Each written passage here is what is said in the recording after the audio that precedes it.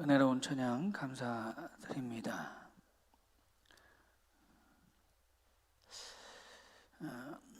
오늘은 팔복 6번째 시간이죠. 6번째 시작이자 5번째 복인 국률이 여기는 자는 복이 있나니 라는 말씀을 좀 보려고 합니다. 여러분들 요즘 소설이나 혹은 드라마 속의 주인공들을 보면 뭐 다는 아니겠지만 대부분들 보면 성격 장애자들처럼 보일 때가 많은 것 같아요. 그래서 혹은 여러분들 우리가 혹은 말하는 뭐 사이코패스, 기질이 다분하다거나 또 타인의 감정이나 타인의 기분은 모르고 자기 중심적으로 사는 그런 사람이 주인공이 되는 경우가 많은 것 같아요. 그러면서 그 사람들이 이 이야기들의 주인공들이 점점 더 이제 많은 사람들과 겪고 사랑을 하고 타인의 감정과 상황을 이해하면서 사람들과 공감을 이루어가는 일어나는 일들을 담는 소설이나 드라마들이 많은 것 같습니다. 도저히 다른 사람들과 어울릴 수 없는 사람들, 또 다른 사람들과 점점 격이 벌어져가는 사람들, 이해하지 못하는 사람들이 그 다른 사람들과 점점 교감을 이루어갈 때 우리는 그 안에서 공감을 느끼게 되고 그 안에서 그 이야기에서 우리들도 나도 저럴 수 있겠구나 라는 공감이라고 하는 단어를 느끼게 된다라는 겁니다. 이것이 여러분 공감 트렌드다라고 이야기합니다. 우리가 읽은 이 팔복의 5번째 복은요, 바로 이 공감의 복을 이야기하고 있습니다. 이 공감이라고 하는 단어를 이 팔복 안에 넣어본다면 아마 이 5번째 복이 어울리지 않나 생각되어집니다. 오늘은 그 공감과 국률이라고 하는 이 말씀을 같이 이어보려고 합니다. 하나님은 참으로 국률하신 분인 줄 믿으시길 바랍니다. 하나님은 인간이 우리가 저와 여러분이 받을만 하기 때문에 국률이 여겨주시는 것이 아니라 우리가 받을 자격이 없음에도 불구하고 하나님이 우리를 국률이 여겨주시는 것이다라고 성경은 이야기해요. 시편 25편을 보면 시편 25편 6절로 7절 말씀은 이렇게 말합니다. 여호와여, 주의 국률하심과 인자하심이 영원부터 있었사오니 주여 이것들을 기억하옵소서. 여호와여, 내 젊은 시절의 죄와 허물을 기억하지 마시고 주의 인자하심을 따라 주께서 나를 기억하시되 주의 선하심으로 하옵소서. 여러분, 주님의 선하심으로 말미암아 하나님이 나를 기억하시기에 나의 허물도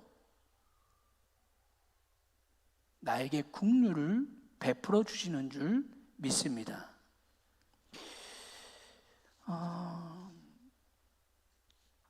또 마태복음 11장은 우리 하나님께서 이렇게 마태복음 11장에는 이런 주님의 모습을 보여주시는데 마태복음 11장 5절에 보면 이렇게 주님이 말씀하십니다. 맹인을 보며 못 걷는 사람이 걸으며 나병 환자가 깨끗함을 받으며 못 듣는 자가 들으며 죽은 자가 살아나며 가난한 자에게 복음이 전파된다 하라. 그러면서 주님은 이 제자들에게 이렇게 물어요. 8절입니다. 그러면 너희가 무엇을 보려고 나갔느냐?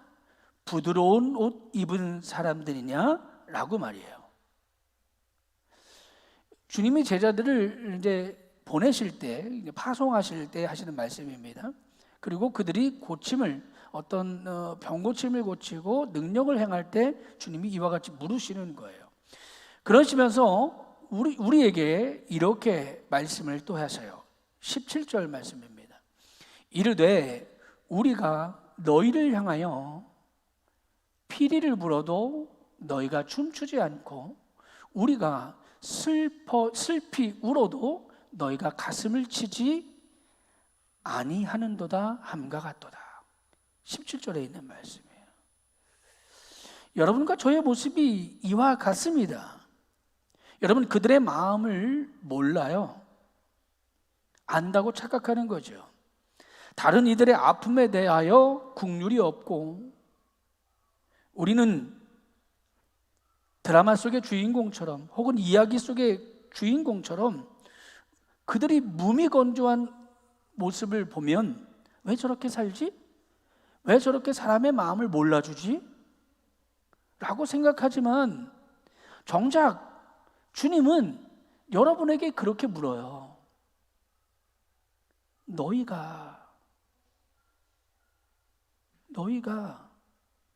너희에게 긍휼이 공감이 없다. 이게 저와 여러분의 모습이라는 거예요. 여러분, 그렇다면 긍휼이 여기는 자는 어떤 사람입니까?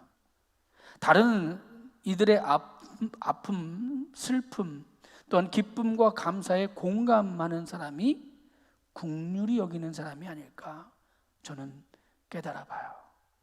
예수님은 마태복음 11장에서 이것을 말씀하고 있는 거예요. 그러면서 11장을 이렇게 마무리합니다. 수고하고 무거운 짐진 자들아 다 내게로 오라. 내가 너희를 쉬게 하리라.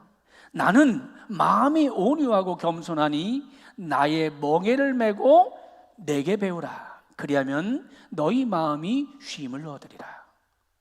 이 멍에는 쉽고 내 짐은 가벼움이라 하시니라. 아멘. 아멘. 여러분, 주님 당신께서 무거운 짐을 지시겠다라고 이야기하시고 우리의 멍에를 메시겠다라고 이야기하시는 것, 주님께서 우리에게 그 본을 직접 보여주시는 것입니다. 이것이 바로 긍휼의 공감이라고 말하는 겁니다. 여러분, 창세기의 결말은 여러분 우리에게 하나님의 긍휼이 무엇인가를 명확히 보여주는 말씀이에요. 창세기 37장에서 50장 창세기를 마치는 50장까지의 주인공은 누가 뭐래도 요셉이죠. 그죠? 우리가 잘 알고 있는 굉장히 긴 부분이거든요. 37장에서 창세기를 마치는 50장까지의 주인공은 요셉이에요. 물론 모든 말씀의 주제자이신 하나님이 그 말씀의 주인공이긴 하지만 그 이야기를 이끌어가는 사람은 요셉이다. 즉 하나님은 요셉을 통해서 하나님 자신의 이야기를 이끌고 계시다라는 거예요. 여러분, 창세기 37장서부터 50장까지의 이야기를 한번 잘 생각해 보시기 바랍니다. 이 창세기 37장 후반전에 나오는 50장까지 나오고 있는 이 말씀의 주인공 요셉은 여러분 오늘날 드라마의 주인공들과 너무 비슷해요. 굉장히 자기중심적인 사람이에요. 그리고 자신만을 아는 사람이에요. 아버지의 부로 부족한 것이 없이 자랐고 어머니, 아버지의 사랑을 독차지했던 사람이에요. 요셉은 노년에 얻은 아들이므로 이스라엘이 여러 아들들보다 그를 더 사랑함으로 그를 위하여 채색 옷을 지었다라고 창세기 37장 3절은 말씀하고 있어요.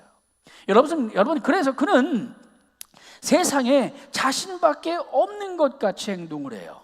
우리가 밭에서 곡식단을 묶더니 내 묶은 단은 일어서고 당신들의 단은 내 단에 둘러서서 절하나이다. 그의 형제들에게 이르되 그의 형들이 그에게 이르되 내가 참 우리의 왕이 되겠느냐? 참으로 우리를 다스리겠느냐 하고 그의 꿈과 그의 말로 말미암아 그를 더욱 미워하였다. 여러분, 요셉은요 자신 외에는 별로 관심이 없던 사람이었어요. 요즘 그가 태어났다면 아까도 말씀드렸던 것처럼 정말 무감각한 자기중심에, 또한 타인의 생각이라고는 별 관심이 없는 아마 드라마 주인공으로 딱이었을 것 같아요. 아버지의 마음도 어머니의 마음에도 관심이 없어요. 형들의 처지, 상황 이런 것도 관심이 없어요. 오직 자신, 또 자신, 또 자신만을 바라보고 살아가고 있어요. 이런 그를 저는 공감 불통자라고 말합니다. 바로 그가 공감 불통자였어요. 그런 그에게 고난이 찾아오잖아요. 형들이 그를 너무 미워해서 그를 죽이려 합니다. 그러나 차마 죽일 수가 없어서 그를 은 20에 팔아 넘기죠. 팔아 넘겨진 그곳에 가서 겨우겨우 자리를 잡아보려고 합니다. 종으로서의 최고의 자리를 앉아보려고 합니다. 그런 여기까지의 고난 속에서도 요셉은요, 여전히 타인의 아픔에는 별 관심이 없어요. 아직도 그는 공감 불통자예요. 그런 그를 하나님이 어둡고 깊은 감옥 속에 잡아두세요. 그리고 무언가를 되돌아보기를 원하고 계시는 분이 하나님이세요. 이 긴 어둠의 감옥 생활을 통해서 과연 요셉이 깨달은 것이 무엇일까? 저는 그렇게 봅니다. 나 자신만을 알던 그의 눈에 보디발과 그의 아내의 아픔을 보게 되는 거예요. 자신만을 알던 그의 눈에 자신과 같이 감옥에 갇혀 있는 사람들이 보여집니다. 그리고 그들을 통해서 나 자신을 보게 되는 거예요. 그들의 억울함을 같이 느끼고 그들의 아픔도 같이 느끼며 같이 아파하고 같이 울어갑니다. 그러면서 그는 나 외에, 자신 외에 사람들을 보살펴요. 기나 긴 가뭄 속에서 죽어가는 백성들을 돌보고 그들을 먹이고 그들의 배고픔을 안타까워합니다. 공감 불통자였던 그가 긴 감옥 생활을 통해서 공감의 소통자가 되어지는 거예요. 창세기 37장에서 50장까지의 이야기는 이 변화의 과정을 자세하게 담고 있어요. 그리고 여러분, 그 공감의 그 변화의 극치를 보여주는 장면이 어디냐면 요셉이 그의 형들을 대할 때예요. 원망할 수 있었어요. 복수할 수도 있는 힘도 있었어요. 그런데 그는 형들을 긍휼히 여깁니다. 요셉이 시종하던 자들 앞에서 그 정을 억제하지 못하여 소리를 질러 모든 사람을 자기에게서 물러가라 하고 그 형들에게 자기를 알리니 그때에 그와 함께한 다른 사람들이 없었더라. 요셉이 큰 소리로 우니 애굽 사람들에게 들리며 바로의 궁중에 들리더라.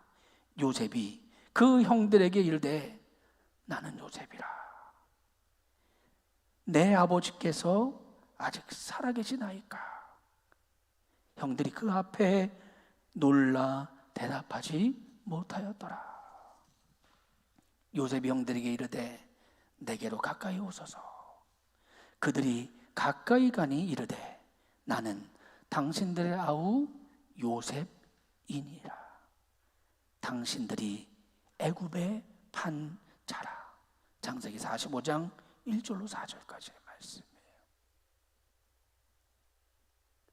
얼마나 이 말씀 안에 형들의 마음이 녹아 있어요. 자신을 보는 것이, 자신의 이야기를 먼저 하는 것이 아니라 아버지의 이야기를, 형들의 이야기를 먼저 해요. 이 말들을 들은 형들이 경악을 해요. 부들부들 떱니다.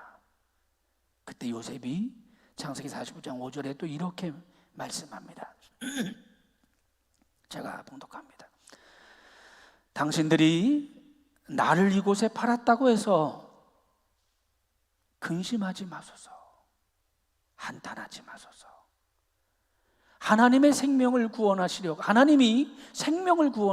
나를 당신들보다 먼저 보내셨나이다. 아멘. 아멘. 여러분, 우리가 착각하고 있는 것은 뭐냐면, 우리가 길고 긴 어둠의 터널 속에 지나고 있을 때에 우리가 볼 수 있는 것은 오직 어둠, 또 어둠뿐이라는 거예요. 여러분, 그래서 우리는 내 앞에 있는 것이 어둠뿐이라고 생각하는 것이 우리의 착각이에요. 그러나 하나님은 우리에게 이렇게 말씀하세요. 나는 그 어둠을 빛으로 창조한 너희의 하나님이다라고 말입니다. 여러분, 창세기 50장은 그 결론을 이렇게 표현해요. 당신들은 나를 해하려 하였으나 하나님은 그것을 선으로 바꾸사 오늘과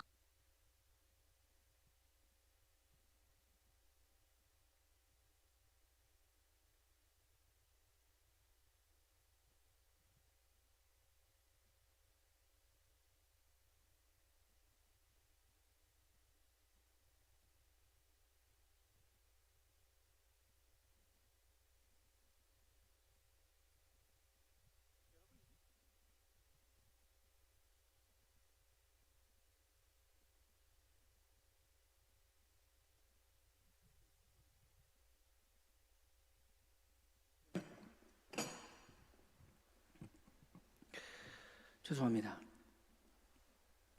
여러분, 우리는 악을 행할 때 하나님이 내게 어두움을 주시고 괴로움을 주시고 아픔을 주실 때 하나님은 나를 모른다라고 이야기해요. 하나님이 겪어보셨냐고 얘기해요. 그런데 하나님은 그것을 아시고 우리에게 말씀하시기를 내가 그 악조차도 선하게 만든다라고 말씀하시는 거예요. 우리가 어둠을 보고 어둠을 보아도 내가 그 어둠을 빛으로 창조하였다라고 말씀하신다는 겁니다. 여러분, 이것이 하나님의 국률입니다. 난 어둠 속에서 헤매고 있으나 하나님은 그 어둠을 빛으로 창조하신 분이라는 거예요. 국률이라는 단어를 몰랐던 요셉, 그러나 그 요셉을 길고 긴 어둠의 터널을 지나게 하시면서 하나님은 그에게 국률, 공감의 복을 허락하신 겁니다. 여러분, 여기 또 국률의 사람이 또 하나 있어요. 같은 조건이었고요, 같은 상황이었어요. 같은 처지의 두 여인이 있었어요. 우리가 잘 알고 있는 오르바와 룻의 이야기입니다. 한 여인은 자신이 살 길을 찾아 떠났고, 한 여인은 어머니의 곁에 남아 있었어요. 그런데 여러분, 룻기서 1장 16절로 17절을 한번 읽어보겠습니다. 잘 한번 읽어보세요. 우리 같이 읽겠습니다. 다 같이 합니다. 시작. 룻이 이르되 내게 어머니를 떠나며 어머니를 따르지 말고 돌아가라 강권하지 마옵소서. 어머니께서 가시는 곳에 나도 가고 어머니께서 머무시는 곳에 나도 머물겠나이다. 어머니의 백성이 나의 백성이 되고 어머니의 하나님이 나의 하나님이 되시니 어머니께서 죽으시는 곳에서 나도 죽어 거기 묻힐 것이라. 만일 내가 죽는 일 외에 어머니를 떠나면 여호와께서 내게 벌을 내리시고 더 내리시기를 원하나이다 하는지라. 아멘. 여러분, 이 16절과 17절의 말씀 속에서 여러분, 룻은 자신의 처지에 대해서, 자신의 상황에 대해서 자신을 위하여 이야기하지 않아요. 오직 그녀의 초점은 어머니뿐이에요. 인생의 절망 속에서 그녀가 가진 관심은 오직 시어머니 나오미뿐이라는 거예요. 그리고 어머니의 상황과 어머니의 처지와 어머니의 미래, 그것에 룻 자신이 함께 하겠다는 거예요. 그 길이 고난의 길이어도, 그 길이 굶주림의 길이어도, 그 길이 조롱받고 핍박의 길이어도 나는 어머니의 고난에, 어머니의 굶주림에, 어머니가 당하는 조롱과 핍박에 같이 하겠다는 것. 국륜이 무엇입니까? 내가 배부르니 내가 먹고 남은 빵을 배고픈 이에게 나눠주는 것? 그것이 국륜입니까? 아니면 내가 덜 아프니 나보다 더 아픈 사람의 아픔을 슬퍼해 주는 것, 그것이 국륜입니까? 물론 이것도 국륜입니다. 그러나 하나님께서 원하시는 국륜은 여기에 멈추지 않는다라고 저는 분명히 믿습니다. 어머니의 고난에, 어머니의 굶주림에, 어머니가 당하는 조롱과 핍박에 내가 함께 하겠다고 하는 것, 그 고난과 굶주림과 조롱과 핍박이 어머니만의 것이 아니라 나의 것이라고 행하는 것, 그 국률, 그것이 공감의 복이라는 거예요. 그 국률을 고스란히 국률이 여긴 자, 바로 그 국률이 고스란히 저와 여러분에게 되돌아오는 줄 믿으시길 바랍니다. 하나님의 복은 바로 이것입니다. 국률이 여기는 자는 국률이 여김을 받을 것이며, 부모님의 아픔을 느끼게 된 요셉은 형들이 자신 때문에 느꼈던 그 치욕, 마음의 상처, 그 애굽의 상황에서 공감했던 요셉, 하나님은 그런 그에게 하나님의 줄 수 있는 최고의 국률을 베푸셨는 줄 저는 믿습니다. 아버지와 함께 아파하며 아버지를 끌어안으며 울었던 그 형들을 부여잡고, 형님들, 내가 그 동생 요셉입니다 라고 고백했을 때 그 형들이 동생 요셉을 꼭 끌어안아 주었던 그 되돌려받은 국률,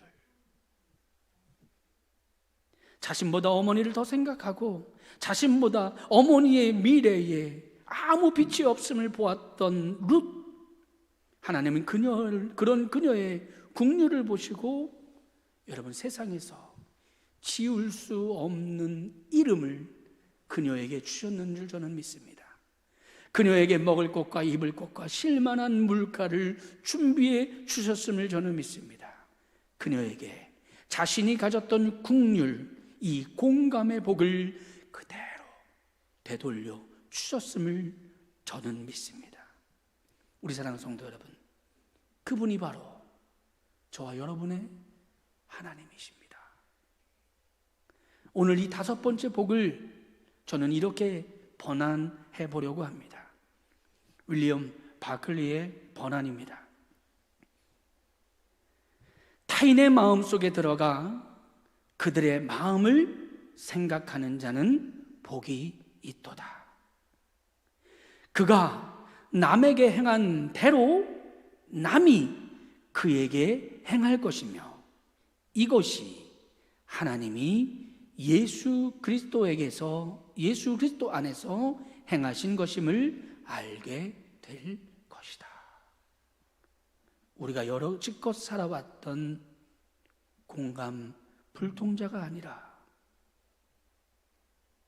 하나님이 저와 여러분에게 공감하셨듯이 저와 여러분도 지금 아파하고 힘들어하는 이들을 긍휼히 여기시는 공감의 소통자, 공감의 복을 받으시기를 축복합니다.